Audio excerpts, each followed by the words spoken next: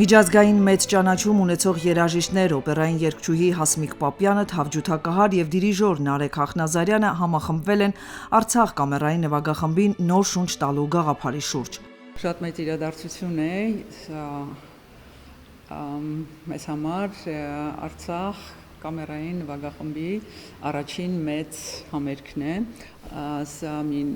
նոր վերածնունդ է, այսպես ասենք, 2004 թվականից Արցախում գործող կամերային նվագախումբը այստեղ շարունակում է իր գործունեությունը։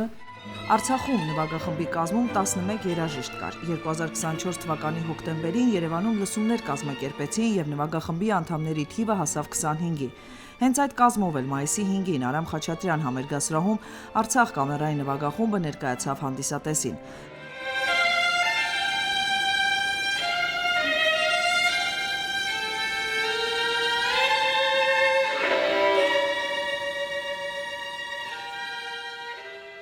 Նվագախմբի գեղարվեստական ղեկավար եւ դիրիժոր Նարեկ Խախնազարյանը փաստում է. մարտահրավերները շատ են, բայց իր առջև խնդիր է դրել նվագախումբը հասցնելու միջազգային մակարդակի։ Մենք ունենք դեռ երկար ճանապարհ մեր առջև նվաճելու միջազգային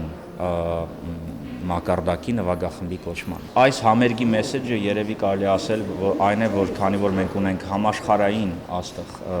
սոլիստ Սերգեյ Խաչատրյանը, ապա մենք պետք է համապատասխանենք իր մակարդակին, մաքսիմալ ձևի մեր հնարավորություններին համապատասխան։ Հայաստանում այսօր նվագախմբի պակաս չկա եւ այլ նվագախումբ ունենալու իմաստ էլ չկար։ Հենց այդ նպատակով նվագախումբը պետք է կրեր Արցախ անունը, ասում է Հասմիկ Պապյանը։ Հույզերը շատ են, անշուշտ, քանի որ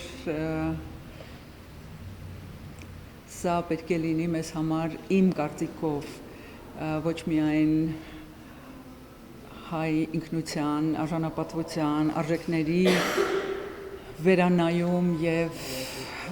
վերարժևորում, նաեւ Արցախի կամերային նվագախումբը պիտի շարունակի իր գործունեությունը եւ պիտի կարողանանք հիշել անունը, երբեք չմոռանալ եւ մինչեւ որ հասնենք բաղձալի նշանակետին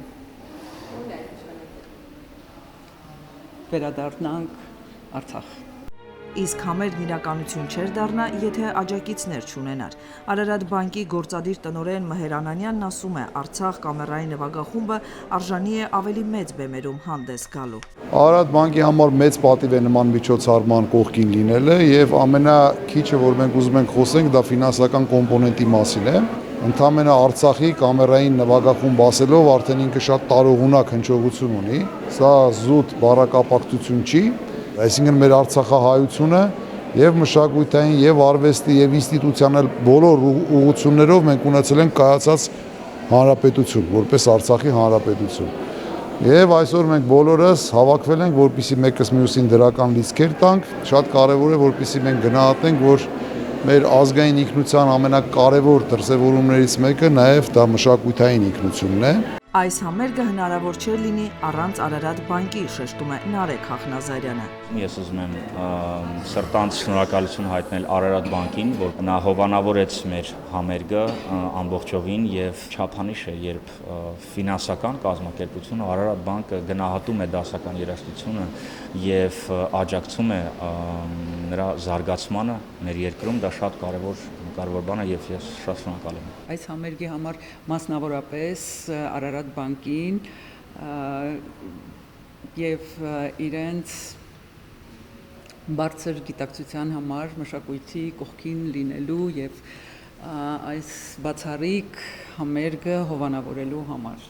Համերգի ժամանակ հնչեցին Բելա Բարտոկի ռումինական ժողովրդական պարեր, Ալեքսանդր Հարությունյանի ջութակի եւ Լարայի նվագախմբի կոնցերտը, մենակատար Սերգեյ Խաչատրյան, Էդվարդ Միրզոյանի Շուշանիկը եւ Դմիտրի Շոստակովիչի կամերային սիմֆոնիան դո մինոր օպուս 110A ստեղծագործությունը։ Արմինե Գևորգյան, Գագիկ Սիմոնյան, Ռադիոլուր։